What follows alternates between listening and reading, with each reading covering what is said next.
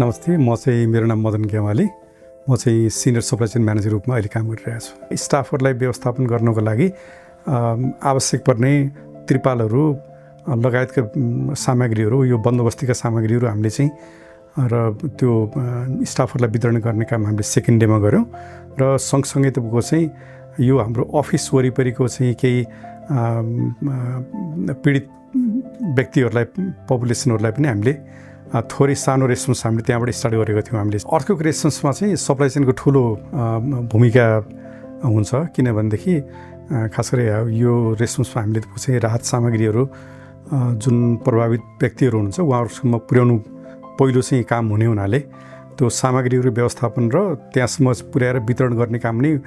यसको सबैभन्दा महत्त्वपूर्ण चाहिँ पक्ष हुनाले त्यसमा पनि अब सप्लाई चेनको भूमिका सबैभन्दा प्रधान भूमिका हुन्छ।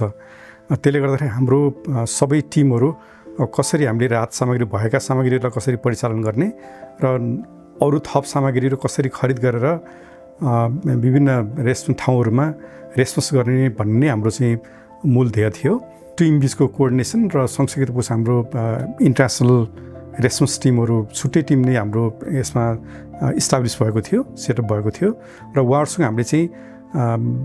लोकलमा अभाइलेबल भएका विभिन्न राहत स्थानीय स्तरमा पाउने राहत सामग्रीहरूलाई परिचालन गर्ने र त्यो दुवै टिमसँग चाहिँ हामीले मिलेर र हाम्रो डोमेस्टिक टिमहरूसँग पनि हामीले क्लोजली काम गर्ने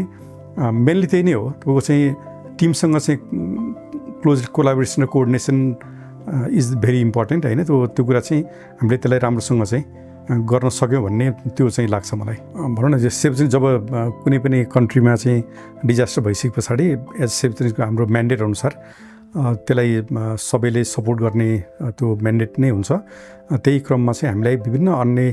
हाम्रा सहयोगी संस्थाहरू जस्तै सेभ चेनको इन्डियादेखि लगायत अरू सेभ चेनका अन्य देशका साथीहरू पनि हाम्रो रेस्पोन्स टिममा चाहिँ खटिनु भएको थियो र सँगसँगै इन्डियाबाट त हाम्रो टिम मात्रै नभएर विभिन्न चाहिँ राहत सामग्रीहरू पनि हामीलाई चाहिँ छिटोभन्दा छिटो उहाँहरूको च्यानलबाट हामीले धेरै राहत सामग्रीहरू पनि हामीले प्राप्त गरेका थियौँ। त्यसले पनि हामीलाई टाइमली रेस्पोन्स गर्नको लागि ठुलो सहयोग गरेको थियो भन्ने लाग्छ मलाई। 2015 को अनुभव पछाडि हामीले चाहिँ हाम्रो प्रिपेयर्डनेस प्लान हामीले राम्रोसँग चाहिँ त्यसलाई के हामीलाई चाहिने रहेछ त भन्ने कुराहरू हामीलाई त्यो अनुभवले पनि सिकायो हामीलाई र त्यही अनुसार प्रिपेयर्डनेस प्लान हामीले बनाउन सक्यौँ र सँगसँगै त्यो प्रिपेयर्डनेस प्लान अनुसार हामीले भिजन गरेको चाहिँ कति हामीलेसम्म चाहिँ फ्यामिली परिवारहरूलाई हामीले सपोर्ट गर्न सकिन्छ त त्यो आधारमा एउटा निर्देशिका नै हामीले बनाएका छौँ र त्यो निर्देशिका अनुसार त्यो चाहिँ हामीले हाम्रो विभिन्न चाहिँ राहत सामग्री प्रिपोजिसन स्टकहरू गर्नेदेखि लिएर हाम्रो विभिन्न स्ट्राटेजिक ठाउँहरूमा चाहिँ हाम्रो वेयरहाउसहरू सेटअप गर्ने सामानहरू ठाउँ ठाउँमा चाहिँ राख्ने जसले गर्दाखेरि हामीलाई त्यस पछाडिका चाहिँ जति पनि हामीले हरेक वर्ष कुनै न कुनै रूपमा हामीले रेस्पोन्स गरि नै राखेका छौँ। कहिले हाम्रो नेपाल एक प्रकारले चाहिँ यो डिजास्टर प्रोन एरिया नै भएको हुनाले कहिले बाढी जाने अथवा कहिले अन्य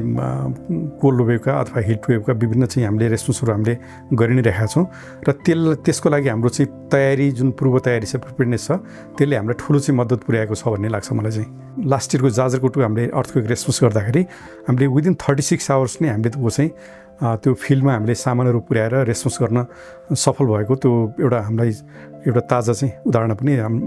दिन सकिन्छ।